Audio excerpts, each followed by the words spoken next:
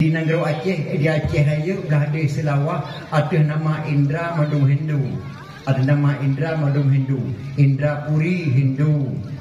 Indra Patra Hindu. Indra Purwa Burah Lunga Hindu. Indra Jaya Lamno Hindu. Indra Budiman Hindu. Ada nama Indra Madung Hindu. Indra Puri dengan Indra Patra Geprang lu nama pidi yak dalu tidak nak Indra Puri. Masjid tu ha Indra Puri baik dipikir-pikir yang masjid candi tempat ibadat orang Hindu dijadikan masjid itu kursi di terus Syekh Muhammad Saman. Indra Puri karena raja-raja Inang kebunan Puri, Indra Patra raja-raja Jaga kebunan Indra. Indra Patra karena raja Jaga. Tinggal Indra dua Indra Jaya dengan Indra Purwa. Di muprang hana dalu saho sama kekuatan.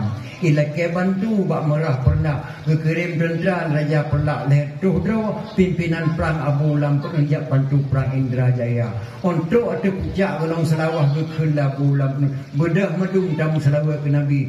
Yang berkat selawat Nabi Muhammad sallallahu alaihi wasallam baik dapat Islam Indra Jaya dengan Indra Purwa, maka kamu selawat dah sudah pecah gunung selawat hari tu orangnya ke kebunan Sabah gunung Aceh gunung Salawah pakai kebunan gunung Salawah selawat kepada Nabi Muhammad sallallahu alaihi wasallam dunan mulia nan gerodanyo Aceh nyo maka di Aceh nyo maka Aceh dah Islamkan Islam dah Acehkan Islam dah Acehkan.